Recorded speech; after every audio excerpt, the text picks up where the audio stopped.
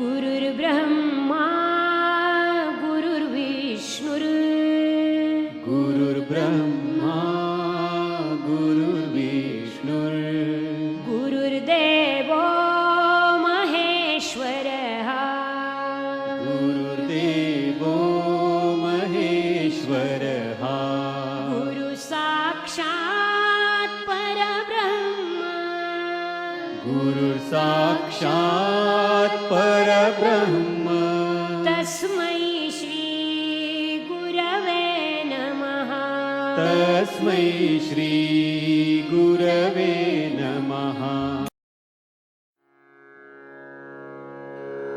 ॐ नमो भगवते वासुदेवाय ॐ नमो भगवते वासुदेवाय ॐ नमो भगवते वासुदेवाय ॐ नमो भगवते वासुदेवाय ॐ नमो भगवते वासुदेवाय वासुदेवाय वासुदेवाय।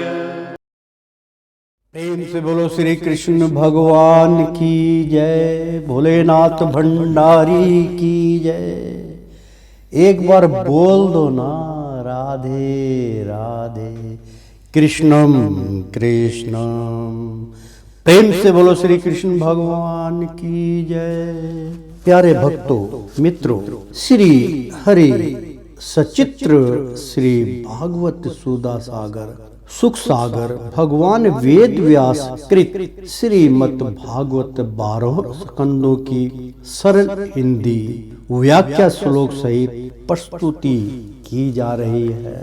आचार्य श्री राजेंद्र कुमार सूर्यवंशी भगवान श्री कृष्ण की चरणों की धूल उनके शिष्य के मुख के द्वारा अनमोल वाणी का प्रसाद आप तक पहुंच रहा है। ध्यान से सुनिएगा। 28वें अध्याय में हमने आपको बतलाया था कि अतः भगवान का भक्त जीव के स्वरूप को छिपा देने वाले कार्य कारण रूप से परिणाम को प्राप्त हुई भगवान की इस अचिंत्य शक्तिमयी माया को भगवान की कृपा से ही जीत कर अपने वास्तविक स्वरूप ब्रह्म रूप में स्थित होता है। तो प्रेम से बोलो श्री कृष्ण भगवान की जय। 29वां अध्याय प्रस्तुत किया जा रहा है। भक्ति का मर्म और काल की महिमा। देवहूति ने पूछा, प्रभु प्राकृतिक पुरुष और महत्व आदि का जैसा लक्षण संख्या शास्त्र में कहा गया है तथा जिससे द्वारा उनका वास्तविक स्वरूप अलग अलग जाना जाता है और भक्ति योग को ही जिसका प्रयोजन कहा गया है, वह आपने मुझे बड़े विस्तार से बताया। अब कृपा करके भक्ति योग का मार्ग मुझे विस्तार पूर्वक बताइए। इसके सिवा जीवों की जन्म मरण रूपा अनेक प्रकार की गतियों का भी वर्णन कीजिए, जिनके सुनने से जीव को सब प्रकार की वस्तुओं से वैराग्य होता है, जिसके भय से लोग शुभ कर्मों में प्रवृत्त होते हैं और जो ब्रह्म आदि का भी शासन करने वाला है, उस स्वर समसर्त काल का स्वरूप भी आप मुझसे कहिए। ज्ञान दृष्टि के लुप्त हो जाने के कारण देह आदि मिथ्या वस्तुओं में जिन्हें आत्मविभान हो गया है तथा बुद्धि के कर्मास्थ रहने के कारण अत्यंत श्रमित होकर जो चिर काल से अपार अंधकार में संसार में सोए पड़े हैं, उन्हें जगाने के लिए आप योग प्रकाश सूर्य ही प्रकट हुए हैं। प्रेम से बोलो श्री कृष्ण भगवान की जय। अर्थात मित्रों, बहुत अच्छा प्रभु से देवहूति ने प्रश्न किया। प्राकृतिक पुरुष और महत्व देखा जैसा लक्षण संख्या शास्त्र में कहा गया है, यानी कि जो प्राकृतिक के नियम है उसमें जो पुरुष है उसका जो महत्व आदि का जैसा लक्षण संख्या शास्त्र में कहा गया है तथा जिसके द्वारा उनका वास्तविक स्वरूप अलग अलग जाना जाता है। भगवान के अनेकों रूप दर्शाए गए हैं और भक्ति योग यानी कि जो जिससे भक्ति योग द्वारा हम भगवान की भजन कीर्तन करें, उनको प्राप्त करने की चेष्टा करें, तो भक्ति योग को ही जिसका प्रयोजन कहा गया है कि भक्ति योग द्वारा ही इसका प्रयोजन है, आप उनको जान सकते हैं। वह अपने मुझे बताया। अब कृपा करके भक्ति योग का मार्ग मुझे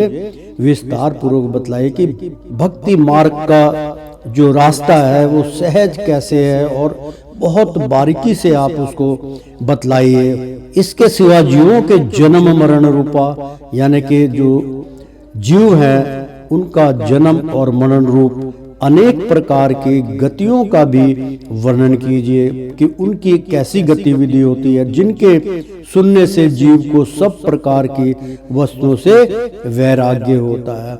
जो वर्णन सुनते हैं उससे वस्तुओं के प्रति वैराग्य उत्पन्न हो जाता है, उससे चित्त नहीं रहता, उसमें मोह छूट जाता है, जिसके भय से लोग शुभ कर्मों को और उसके डरने से लोग शुभ कर्मों में प्रवृत्त होते हैं। मतलब वो सुनने से शुभ कर्म में वो अपना रत करते हैं, अपने आप को प्रवृत्त करते होते हैं। और जो ब्रह्म आदि का भी शासन करने वाला, जो ब्रह्म आदि तक पहुंचा हुआ है, उस स्वर सम काल का स्वरूप यानी कि स्वर समर्थ काल का स्वरूप भी आप मुझसे कहिए। ज्ञान दृष्टि यानी कि ज्ञान के द्वारा जो मेरी आंखें हैं, मेरे नयन हैं, लुप्त हो जाने के कारण देह आदि मिथ्या वस्तुओं में जिन्हें आत्मविभान यानी कि ज्ञान दृष्टि अगर हमारी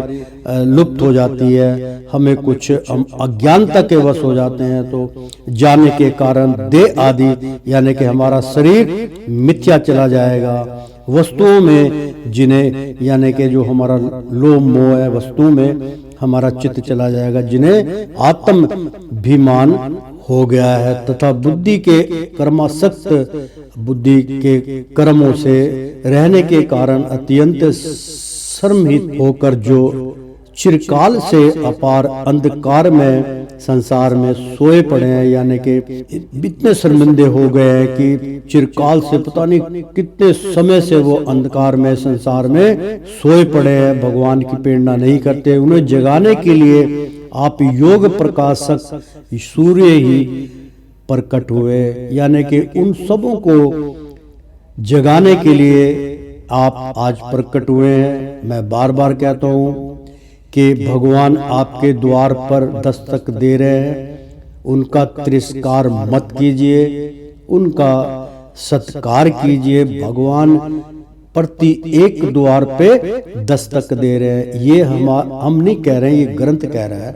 देखो, अर्थात तथा बुद्धि के कर्मासक्त यानी बुद्धि के कारण, बुद्धि की शक्ति के कारण, रहने के कारण अत्यंत मतलब बुद्धि बहुत चंचल है, बुद्धि अपनी इस्तेमाल करते हैं, उसके कारण अत्यंत शर्मित यानी कि थोड़ा सा अहंकार अहमित शर्मित होकर यानी कि शर्मिंदे होकर जो चिरकाल से यानी कि पता नहीं बहुत प्राचीन काल से समझ लीजिए अपार अंधकार, बहुत ज्यादा अधिक अंधकार में संसार में सोए पड़े, जैसे हम लोग सो रहे हैं।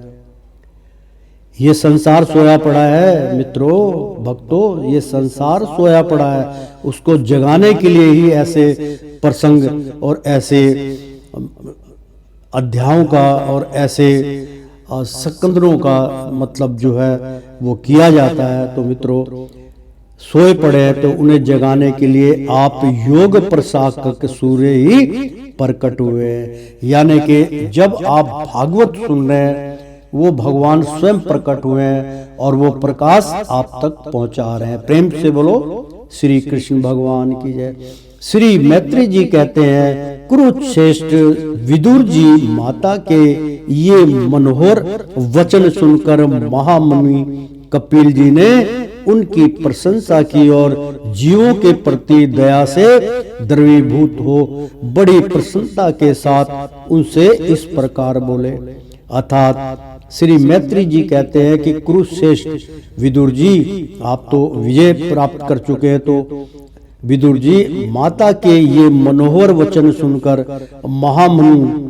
महामुनि यानी के भगवान स्वयं मुनि का रूप धारण करके भगवान ही थे कपिल जी, जिन्होंने जो है देवहूति के गर्भ से उत्पन्न हुए थे, उनकी व्याख्या करें तो महामुनि भगवान से बड़ा मुनि कोई भी नहीं है, उनकी शरणागत में रहते हैं। महामुनि कपिल जी ने उनकी, इसलिए कपिल मुनि की भी बात आती तो कपिल मुनि भगवान ही थे।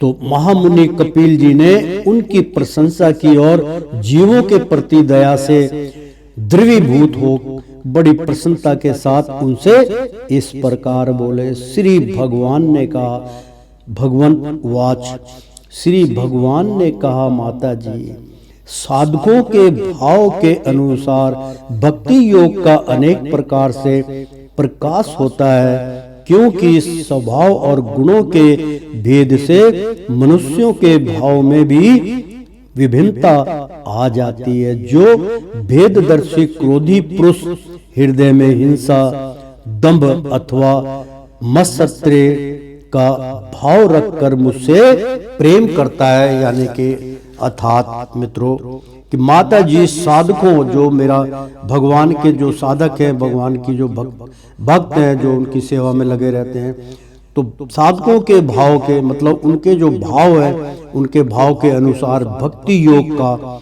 यानी कि वो जिस प्रकार से करते हैं उसका भक्ति योग का अनेक प्रकार से प्रकाश होता है। मतलब अलग अलग तरीके से आप भगवान की प्रेरणा कीजिए, भक्ति कीजिए, जैसे भी करेंगे वही भक्ति योग कहलाता है, प्रकाश होता है। क्योंकि स्वभाव हम प्रत्येक प्राणी का बदलता नहीं है, क्योंकि वो गुणों से बंधा हुआ है। क्योंकि स्वभाव और गुणों के भेद से, जो गुणों जैसे रजोगुण, तमोगुण और सतोगुण, उनके भेद कैसे आप जान पाएंगे, स्वभाव कैसे, उनके द्वारा ही आपका स्वभाव बनता है। तो उनके भेद से मनुष्यों के भाव में भी विभिन्नता आ जाती है।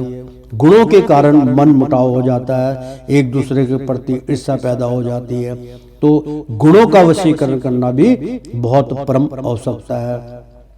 जो भेददर्शी यानी कि जो सारे भेदों को जानते हैं और भेददर्शी जो भेदों को देख लेते हैं, क्रोधी पुरुष यानी कि बहुत गुस्से वाला पुरुष, हृदय में हिंसा, मतलब जिसको सत्य का ज्ञान या भेददर्शी हो जाता है कि यार ये तो गलत काम हो रहा है, उसके हृदय में हिंसा, उसके हृदय में बड़ा क्रोध उत्पन्न हो जाता है।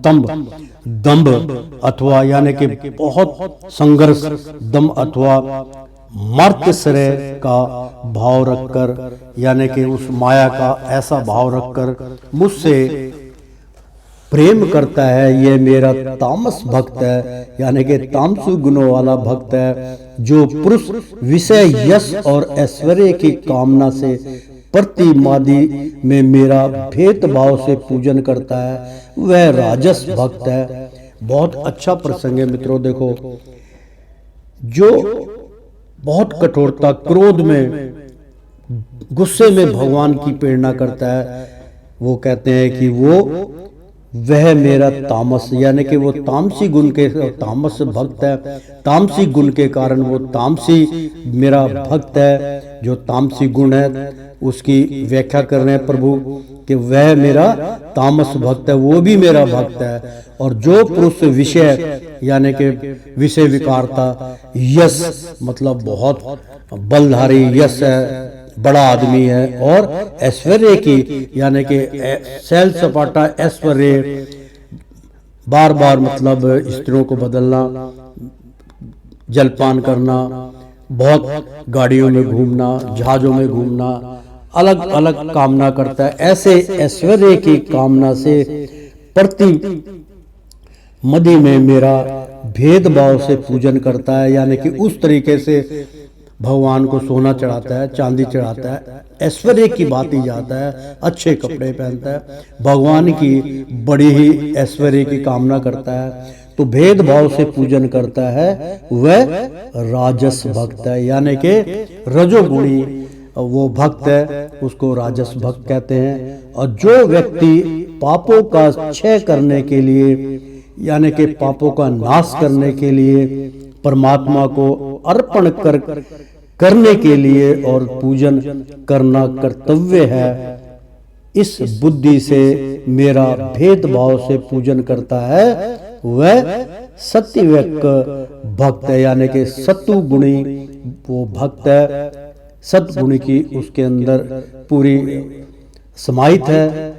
जिस प्रकार गंगा का प्रवाह अखंड रूप से समुद्र की ओर बहता रहता है, उसी प्रकार मेरे गुणों के स्वर्ण मात्र से मन की गति का तैल धारावत अविच्छिन्न रूप से मुझे सर्वांतर्यामी के प्रति हो जाना तथा मुझे पुरुषोत्तम में निष्काम और अनन्य प्रेम होना, यह निगुण प्रति भक्ति योग का लक्षण कहा गया है। प्रेम से बोलो श्री कृष्ण भगवान की जय। अर्थात जिस प्रकार गंगा का प्रवाह, यानी कि गंगा बहती है, गंगा प्रवाह होती है, तो अखंड रूप से मतलब जो बहुत इधर उधर घूम के अखंड रूप से समुद्र की ओर बहता है, समुद्र की ओर बहता है, क्योंकि सब जल है, बाद में समुद्र में समाहित हो जाता है, तो अखंड रूप से समुद्र की ओर बहता है। उसी प्रकार मेरे गुणों, यानी कि ये भी मैं आपको रचना बता देता हूँ कि जिस प्रकार गंगा का प्रवाह अखंड रूप से समुद्र की ओर बहता रहता है, यानी कि अगर आप इसको प्रत्यक्ष देखना चाहते हैं तो आपको द्वारका नगरी जाना पड़ेगा, द्वारकाधीश भगवान श्री कृष्ण की धाम में जाना पड़ेगा। वहां पर समुद्र और गंगा दोनों एक साथ बहती हैं, तो वो आप अपने आंखों से देख सकते हैं। तो उसी प्रकार मेरे गुणों के स्वर्ण मात्र से, यानी कि मेरे जो गुण हैं, भगवान को पाने के जो गुण हैं, किस प्रकार से उनकी पूजा करनी चाहिए, सुबह स्नान करना चाहिए, नहाना धोना सब करके जोत बत्ती करनी चाहिए, भगवान के समक्ष बैठ के उनके चरणों की दास बन के उनकी पूजा रचना करनी चाहिए, तो आपकी आत्मा की वही खुराक है। सो स्वर्ण मात्र से मन की गति का, यानी कि उसी से आपकी मन की गति का तैल धारावत, मतलब जो बहता हुआ जो तरल है, तो तैल धारावत अविच्छिन्न क्षण रूप से, मतलब जो आप चाहते हैं, जो आप नहीं चाहते, उन रूपों से मुझे सर्वांतर्यामी के प्रति हो जाना, यानी कि सब कुछ उनके अंतर्यामी के प्रति हो जाना तथा मुझ पुरुषोत्तम में निष्काम और अन्य प्रेम होना, मतलब पुरुषोत्तम भगवान जो समाज में सबका कल्याण करने के लिए अपना रूप धारण करते हैं, उनको पुरुषोत्तम भगवान कहते हैं। निष्काम और अनन्य प्रेम होना, मतलब अलग अलग निष्काम भाव से अनन्य प्रेम, बहुत अधिक प्रेम करना कि बस प्रभु आप हो और कोई नहीं है, यह निगुण, इसको कहते हैं कि निगुण भक्ति, यानी कि ये निगुण है जिसमें कोई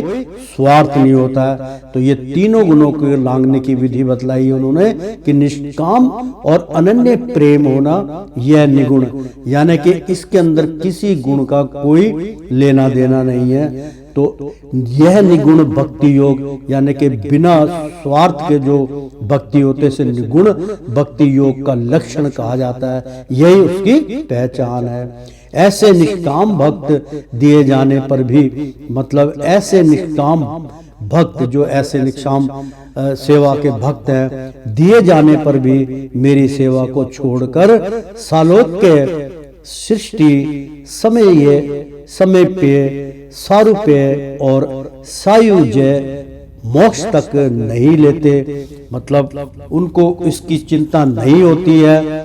वो भगवान के बहुत करीब रहते हैं, सालोक्य रहते हैं, मतलब बहुत करीब रहते हैं, और सृष्टि संसार जो चल रहा है उसको देखते हैं, सामान्य सामयिक यानी कि बहुत साधारण तरीके से उसको करते हैं। सारूप है यानी कि वो सब को एक समान देखते हैं, और सायुज्य यानी कि उसी की जय जयकार करते, तो वो मोक्ष तक नहीं लेते, यानी कि उनको मोक्ष प्राप्त की कोई आवश्यकता नहीं है, क्योंकि वो सेवा करते, निष्काम भाव है, भगवान की भक्ति करते हैं, उसी में वो आनंदमय हो जाते हैं, तो वो उनको मोक्ष की कोई आवश्यकता नहीं है। तो भगवान सेवा के लिए मुक्ति का तिरस्कार करने वाला, यानी कि भागवत सेवा के लिए जो भागवत पढ़ते हैं, जो भागवत की सेवा करते हैं, तो भागवत सेवा के लिए मुक्ति का तिरस्कार करने वाला यह भक्ति योग ही परम पुरुषार्थ अथवा साध्य कहा गया है। प्रेम से बोलो श्री कृष्ण।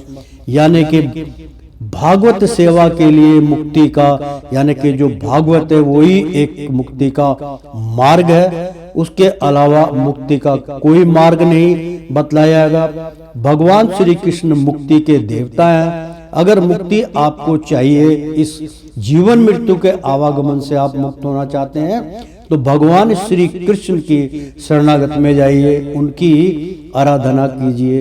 तो उन्होंने स्पष्ट कहा कि भागवत सेवा के लिए, भागवत का अर्थ होता है कि भाव से मेरा चिंतन करें, तो उसका अर्थ भागवत निकलता है। तो भागवत से सेवा के लिए मुक्ति का तिरस्कार, यानी कि जो मुक्त होना चाहते हैं उसका तिरस्कार करने वाला, यह भक्ति योग ही, मतलब वही भक्ति योग ही परम पुरुषार्थ, यानी कि सबसे बड़ा आगे वही है, अथवा साध्य कहा गया है। इसी का सबसे बड़ा भक्ति योग साधन है। इसके द्वारा पुरुष तीनों गुणों को लांग कर, देखो मित्रों बात आ गई ना, जो बात मैंने पहले आपको बतलाई वो बात देखो समझ आ रही है कि इसके द्वारा पुरुष तीनों गुणों को लांग कर मेरे भाव को, मेरे प्रेम रूप अप्रकट स्वरूप को प्राप्त हो जाता है। प्रेम से बोलो श्री कृष्ण भगवान की जय।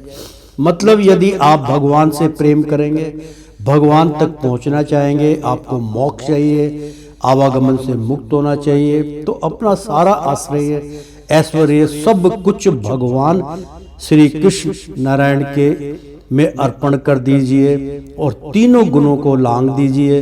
तीनों गुणों को लांगने का मतलब होता है कि केवल हरि रह गए, बाकी ये प्राकृतिक को मैंने पार कर लिया है। तो अपर्त यानी कि मेरे प्रेम रूप अप्रकृत, यानी कि जो मेरा प्रेम भरा रूप है, जैसे राधा और कृष्ण का रूप था, तो अप्रकृत स्वरूप को प्राप्त हो जाता है, उसी को वो प्राप्त हो जाता है, फिर आनंदमय होता है। निष्काम भाव से श्रद्धा पूर्वक अपने नित्य नैमित्तिक कर्तव्यों का पालन कर नित्य प्रति हिंसा रहित उत्तम क्रिया योग का अनुष्ठान करने, मेरी प्रतिमा का दर्शन, स्पर्श, पूजा, स्तुति और वंदना करने, प्राणियों से मेरी भावना करने, धैर्य और वैराग्य के अवलंबन, महापुरुषों का मान, दिनों पर दया और सम्मान, स्थिति वालों के प्रति मित्रता का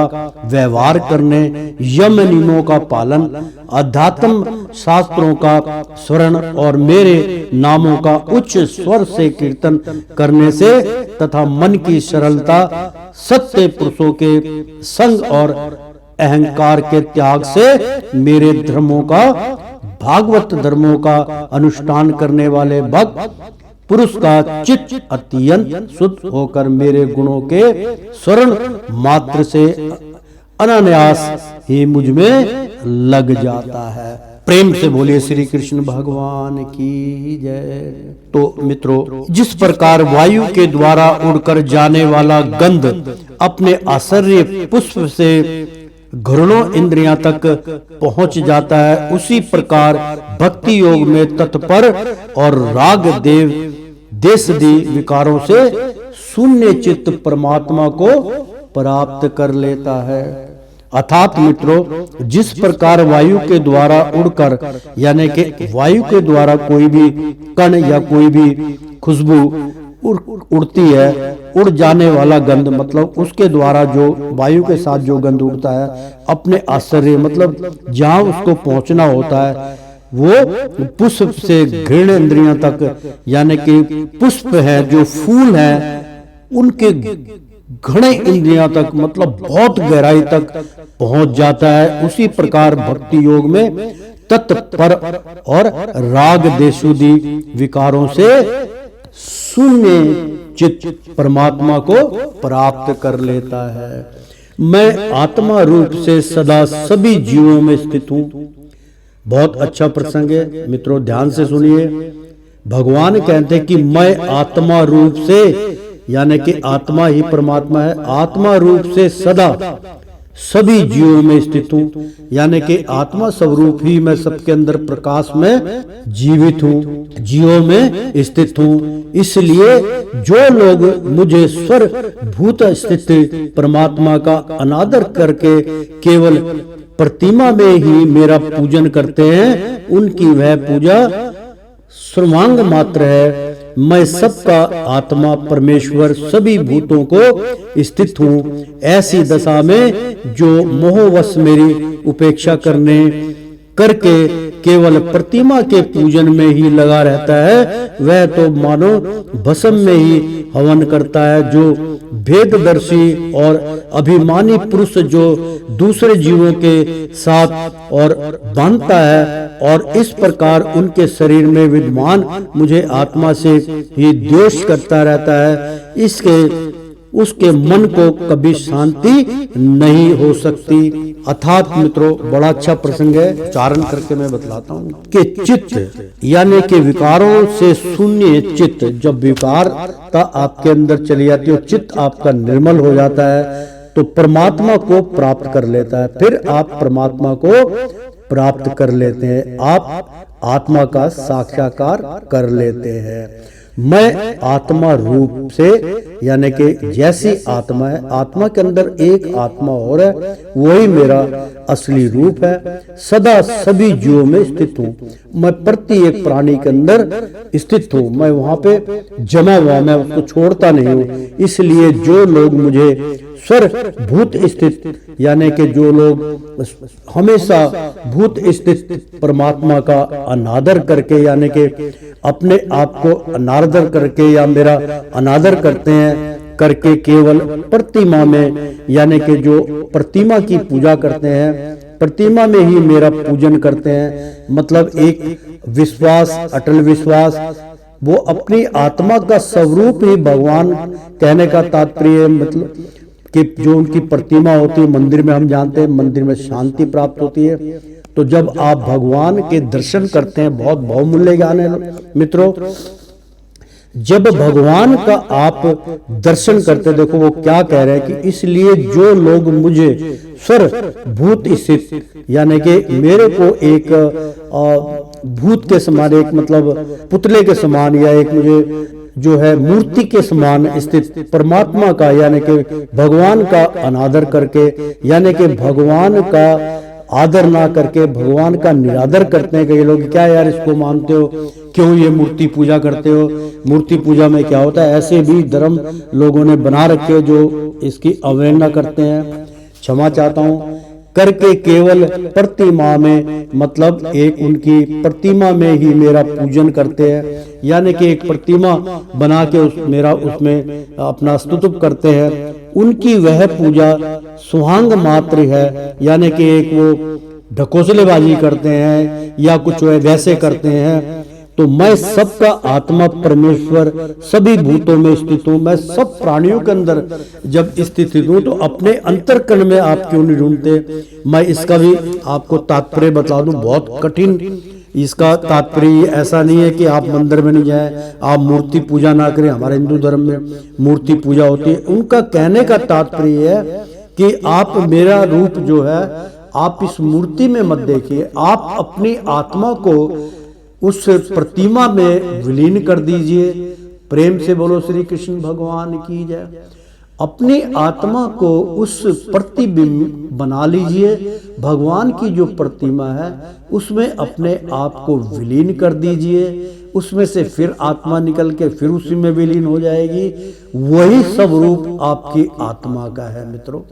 तात्पर्य यह है, जब आप पूजन करते हैं, जब आप प्रतिमा की पूजा करते हैं, जब आप मूर्ति पूजा करते हैं, जैसे राम कृष्ण राधा की बजरंग बली की है कि भाई ये बजरंग बली है, ये भगवान राम थे, तो उनकी प्रतिमा को आप मत देखें कि ये मैंने अपनी आंखों से देखा होगा, क्योंकि वो प्राचीन काल में थे, वो त्रेता युग में थे, द्वापर में थे। उस टाइम का जो किया धरा है वो आपको याद नहीं है। मुझे याद था, मेरे को याद है जब मैंने ध्यान योग के द्वारा जब उनका वर्णन देखा, उनका फेस देखा, उनका 5000 साल पहले गया, उनको देखा, तो जो हम सीरियल में देखते हैं उसमें ऐसा कुछ नहीं है।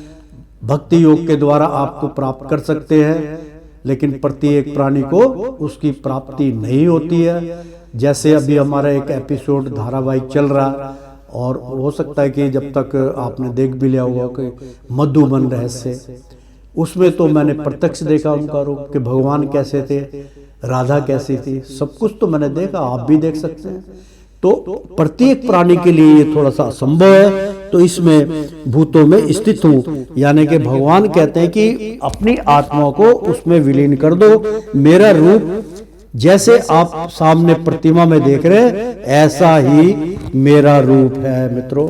स्वांग मात्र मतलब ढकोसलेबाजी नहीं होती। स्वांग का मतलब होता है कि भाई एक नाटक हम करके उसमें अलग अलग किस्म से सुंदर मूर्तियां का आविष्कार करते हैं। कहते हैं बिल्कुल ठीक है, जैसा आप समझते हैं वैसा ही है, लेकिन मेरा आपकी जो आत्मा है, अंतःकरण जो है, आत्मा को उसमें विलीन कर दीजिए, तब तो आप प्रतिमा की पूजा में संपूर्ण प्राप्ति करेंगे। यह न था आप बैठ के जितना मर्जी मेरी मूर्ति के सामने आप अंतर ध्यान हो जाइए, लेकिन जाएंगे तो आप अंतर आत्मा तक ही, क्योंकि आपने मुझे देखा नहीं, मेरा घर नहीं देखा, मेरा मार्ग नहीं देखा, मेरी जगह नहीं देखी, तो घूम फिर के जाएंगे कहाँ आप। इसलिए अपना अंतःकरण निर्मल कीजिए, आत्मा का स्वरूप जानिए और आत्मा का साक्षात्कार कीजिए।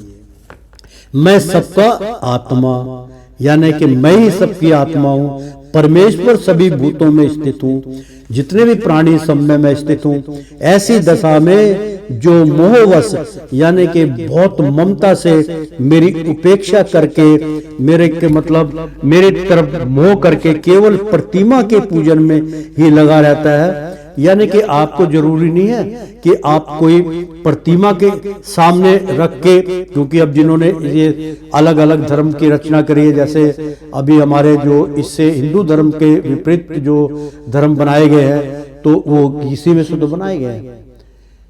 ये गीता में से ही बनाए गए हैं, ये भागवत में से ही उन्होंने इसकी रचना करके अलग थलग करा है।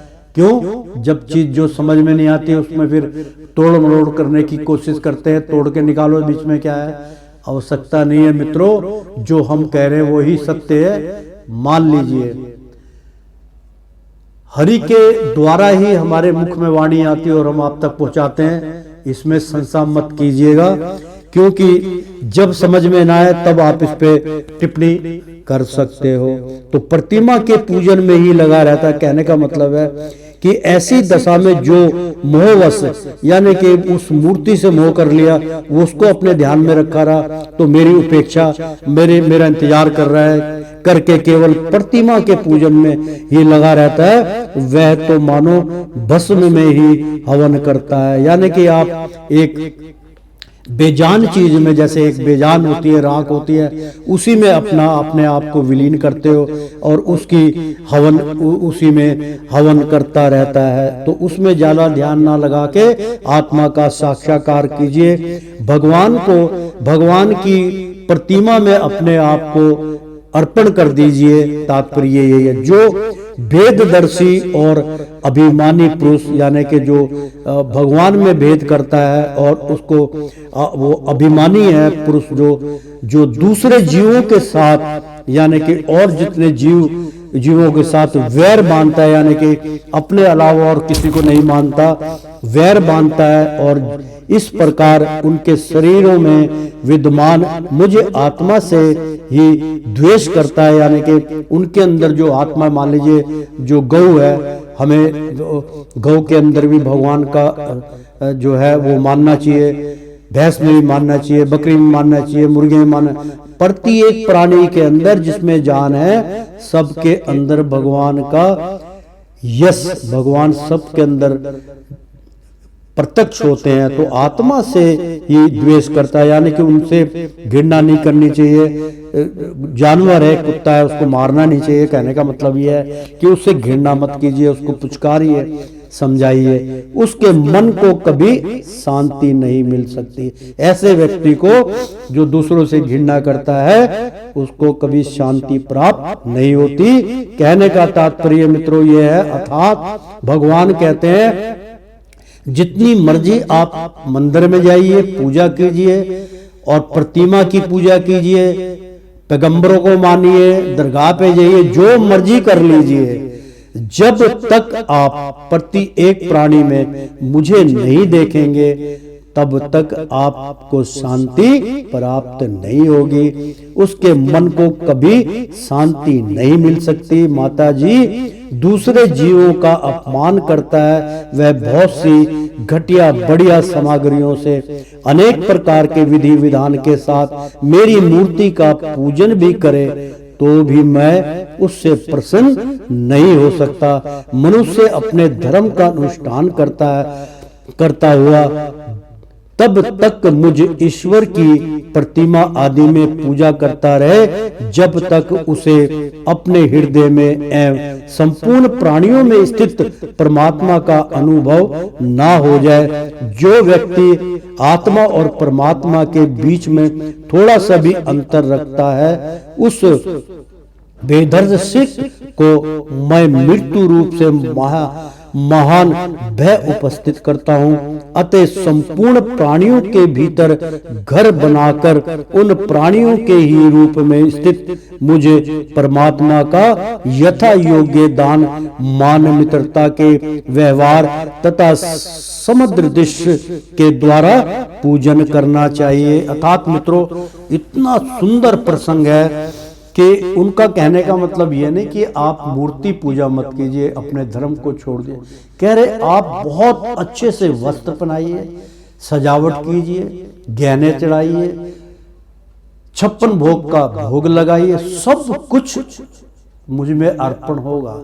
लेकिन मित्रों, भक्त वो स्पष्ट कहते हैं कि ये सब तभी संभव है जब आप प्रति एक जीव आत्मा से, प्रति एक प्राणी से, जैसे हमारे हिंदू धर्म में कि उससे भी प्रेम कीजिए, उसको भी जानिए, इसके अंदर भी भगवान का सब रूप है, उससे भी आप दया बनिए, दया कीजिए। तो भगवान कहते हैं कि मैं प्रसन्न कर लूंगा, मैं आपकी प्रतिमा जो मेरी है उसमें मैं प्रकट हो जाऊंगा। लेकिन अपने अंतःकरण आत्मा में तो विलीन करो, दोनों को पृथक पृथक मत करो।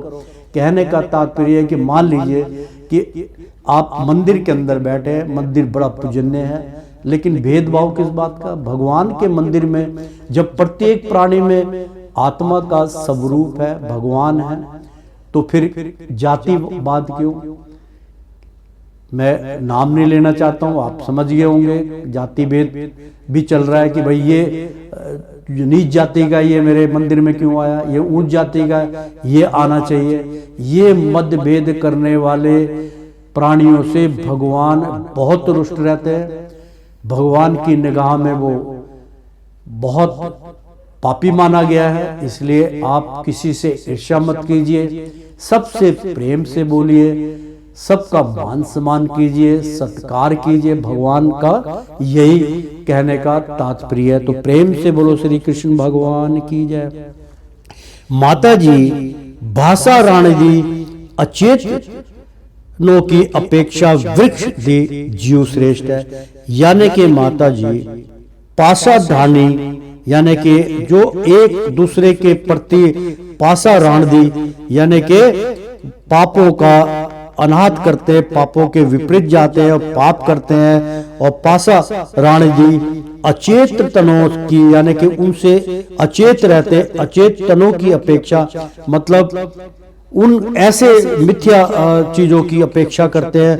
वृक्ष आदि जीव श्रेष्ठ है, यानी कि वृक्ष के अंदर भी जीव है, जान है, उनसे सांस लेने वाले प्राणी श्रेष्ठ है। उनमें भी, क्योंकि जितने भी पक्षी है, जीव है, सब वृक्ष के सेक के द्वारा ही वो सांस लेते हैं और वृक्ष भी सांस लेते हैं। उनको भी आयु, यानी कि प्राणवायु और अपान वायु दोनों की आवश्यकता वृक्ष को पड़ती है। अगर आप एक शीशे में बंद कर दीजिए पेड़ को, हवा नहीं मिलेगी, सांस नहीं मिलेगी, वो मुरझा जाएगा, मर जाएगा। उनके सांस लेने वाले प्राणी श्रेष्ठ हैं। उनमें भी मन वाले प्राणी उत्तम और उनसे इंद्रियां की वृत्तियों से युक्त प्राणी श्रेष्ठ है। सेंद्रियां प्राणियों में भी केवल स्पर्श का अनुभव करने वालों की अपेक्षा रस का ग्रहण कर सकने वाले मस्त आदि उत्कृष्ट है, तथा रसवेताओं के अपेक्षा गंध का अनुभव करने वाले ब्रह्म आदि और गंध का ग्रहण करने वालों से भी शब्द का ग्रहण करने वालों का सपर आदि श्रेष्ठ है।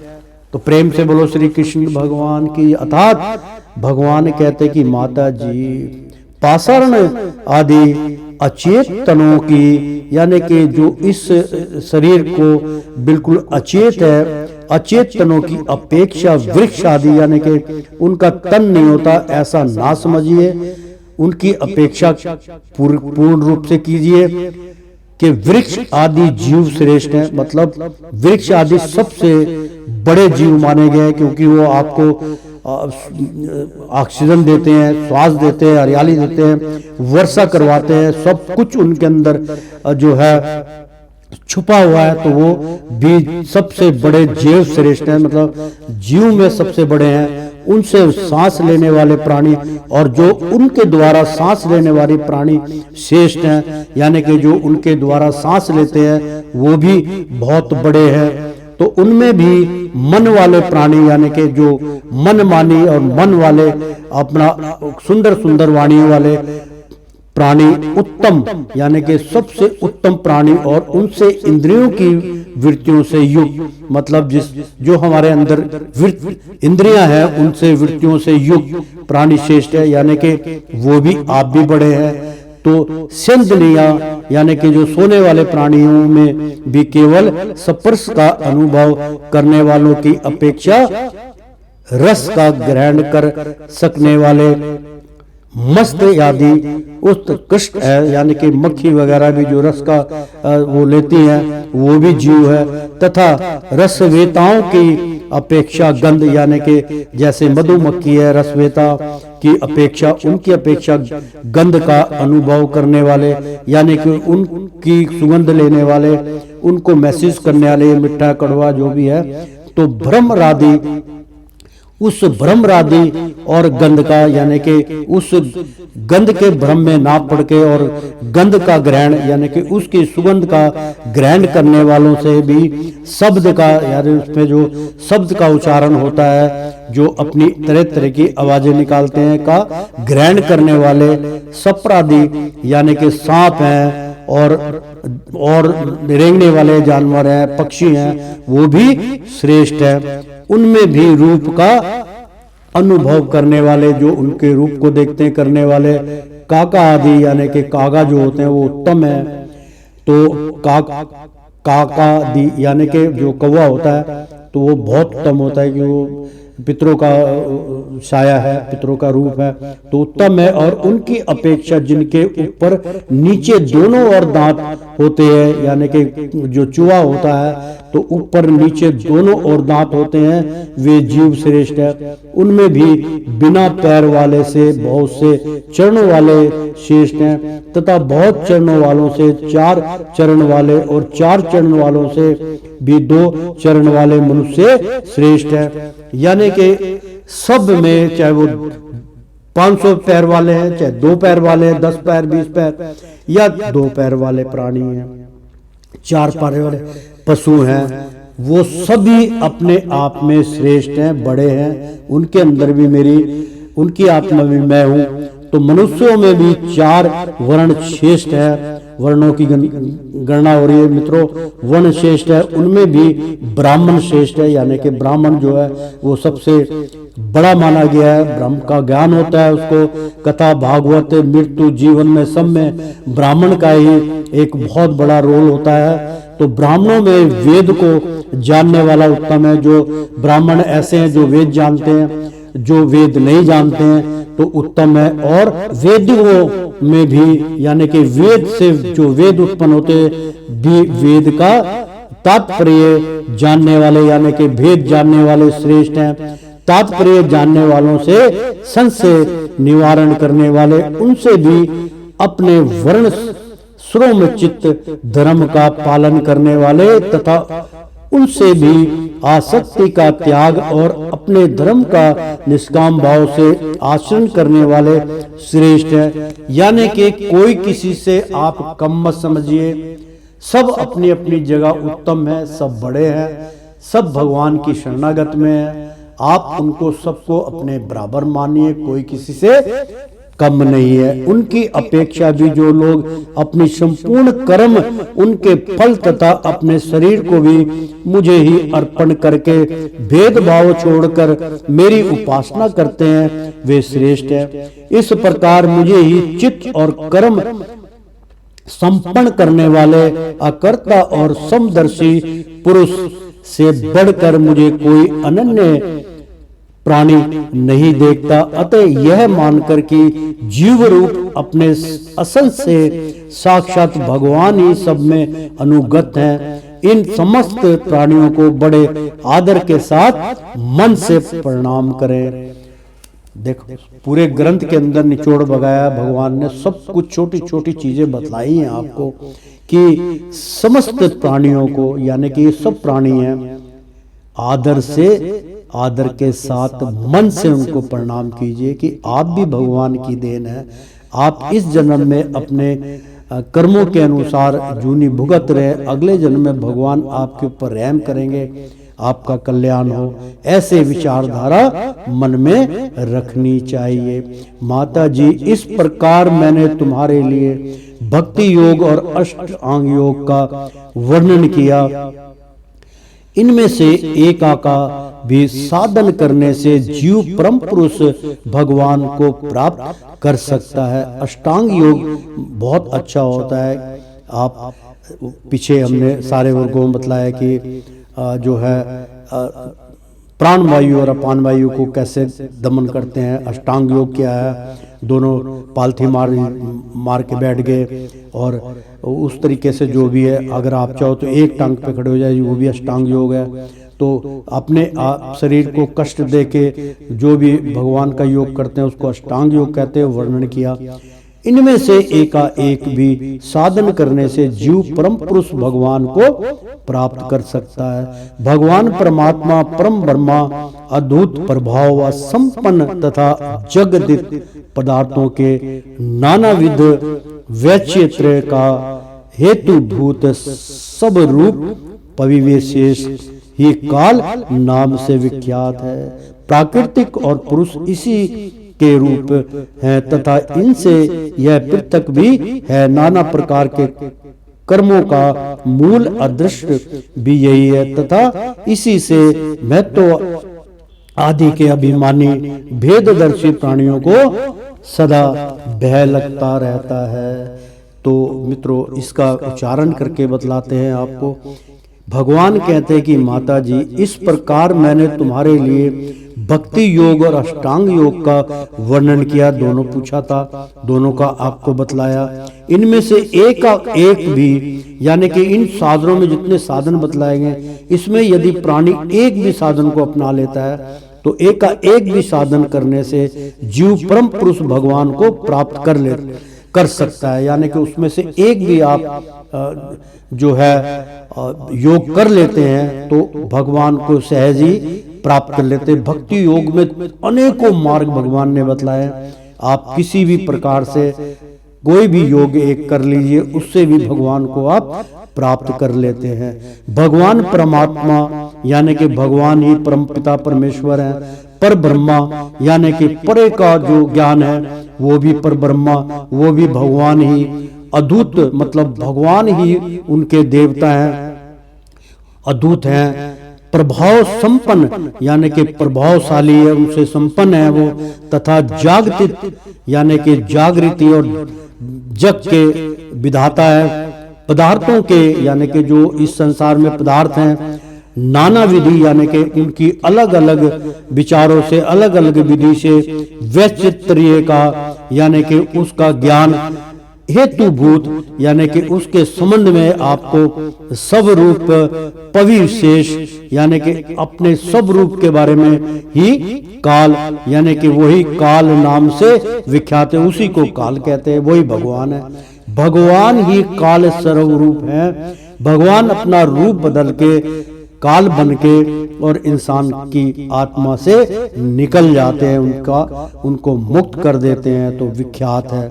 प्राकृतिक और पुरुष इसी के रूप है तथा इनसे यह पृथक भी है यानी कि वही प्राकृतिक हैं, वही पुरुष हैं और वही इनसे अलग है, पर ब्रह्मा भी है तो पृथक भी है। नाना प्रकार के कर्मों का मूल अदृश्य यानी कि नाना प्रकार के अलग अलग कर्मों का, अलग अलग काम का मूल ज्ञान जो है अदृश्य भी यही है। मतलब जो अदृश्य हो जाते हैं काम के, जैसे अचानक बारिश आ जाना, तूफान आ जाना और गर्मी सर्दी ऋतु विषय सब भगवान का ही मूल कर्म है, भी यही है। तथा इसी से महत्व आदि यानी कि जो महत्ववादी के अभिमानी जो संसार में बहुत महत्वपूर्ण चीजें हैं, अभिमानी ऐसे अभिमानी वेददर्शी मतलब वो सारे वेदों को जानते हैं, उनका अहम अहंकार हो जाता है। प्राणियों को, ऐसे प्राणियों को भी सदा भय लगा रहता है कि पता नहीं कल क्या हो जाए। तो जो सबका आश्रय होने के कारण समस्त प्राणियों में अनुप्रविष्ट होकर भूतों द्वारा ही उनका संहार करते हैं, वह जगत का शासन करने वाले ब्रह्म आदि का भी प्रभु भगवान काल युगों का फल देने वाले विष्णु ही हैं। अर्थात मित्रों, सदा भय लगा रहता है ऐसे व्यक्ति को जो झूठ फरेब छल कपट से उस सारे कार्य को करते हैं। तो जो सबका आश्रय मतलब जो सबका सहारा है होने के कारण समस्त प्राणियों में अनुवर्षित होकर भूतों द्वारा ही उनका संहार करता है। उनके दुखों को भगवान ही हर लेते हैं और अनुप्रविष्ट उनके अंदर छोटे से कण कण बन के उनके अंदर स्वीकार कर जाते हैं उन प्राणियों को भूतों द्वारा, यानी कि उनके जो जितने भी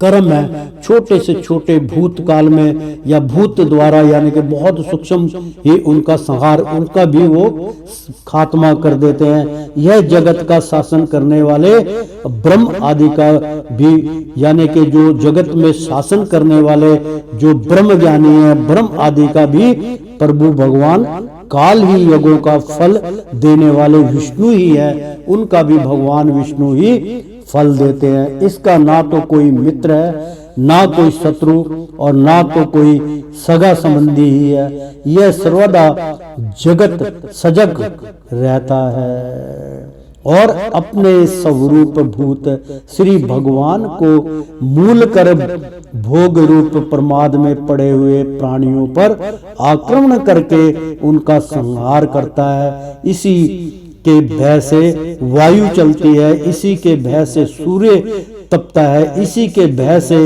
इंद्र वर्षा करते हैं और इसी के भय से तारे चमकते हैं। इसी से भयभीत होकर औषधियों के सहित लताएं और सारी वनस्पतियां समय समय पर फल फूल धारण करती हैं। इसी के डर से नदियां बहती हैं और समुद्र अपनी मर्यादा से बाहर नहीं जाता।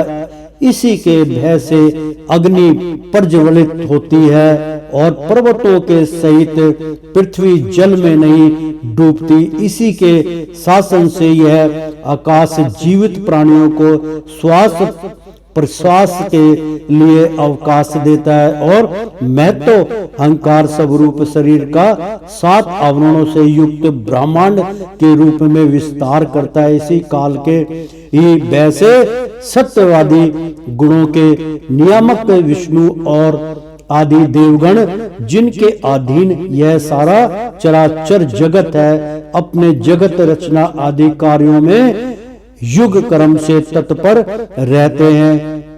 यह अविनाशी काल समय अनादि किंतु दूसरों का आदिकर्ता उत्पादक है तथा स्वयं अनंत होकर भी दूसरों का अंत करने वाला है। यह पिता से पुत्र की उत्पत्ति कराता हुआ सारे जगत की रचना करता है और अपनी संहार शक्ति मृत्यु के द्वारा यमराज को भी मरवाकर इसका अंत कर देता है। तो प्रेम से बोलो श्री कृष्ण भगवान की जय। मित्रों, तात्पर्य ये हुआ इस अध्याय का मेन जो उद्देश्य है वो ये कह रहे हैं कि इस संसार को, जो इस संसार में अधर्म फैल रहा है, जैसे छोटी छोटी कन्याओं के साथ दुर्व्यवहार हो रहा है, माताएं बहनों को तंग किया जा रहा है और माता बहनें भी अच्छे पुरुष को अपनी उंगलियों पे नचा रही हैं, यानी कि प्रत्येक प्राणी जो है भगवान को भूल कर अधर्म का मार्ग जो है उसको अपना रखा है और मांसाहारी भोजन को ज्यादा प्राप्त कर रहा है, नशाबंदी में लगा हुआ है। इसका मतलब है कि ईश्वर का, परमात्मा का भय आपके अंदर से जाता रहा। वो कहते कि ये संसार पूरा का पूरा जो प्राकृतिक है, यहाँ तक कि सूर्य तक मुझसे कांपते हैं, मुझसे डरते हैं, सागर तक मुझसे डरता है, नदियां, तालाब, हर चीज मुझसे कांपती है, वायु कांपता है, इंद्र कांपता है। सभी समय समय से वर्षा होती है, समय समय से आपको उपज होती है, आपको राशन, जल, पान सब ग्रहण करवाता है। तो भगवान शक्तिशाली है, उनसे सब कुछ कांपता है। आप भी मित्रों भगवान से डरिए और बहुत अच्छे कर्म में आप जुड़ जाइए, अधर्म का त्याग कीजिए और धर्म के मार्ग पे चलिए और धर्म की रक्षा कीजिए और परमात्मा से डरिए, परमात्मा से डर के ही सारा कार्य कीजिए। भगवान का डर बना रहेगा तो आपका कल्याण होगा। तो श्रीमन नारायण नारायण हरि हरि, तेरी लीला सबसे न्यारी न्यारी, बोलो हरि हरि। और लक्ष्मी नारायण नारायण हरि हरि। प्रेम से बोलो श्री कृष्ण भगवान की जय। एक बार बोल दो ना, राधे राधे, कृष्णम कृष्णम।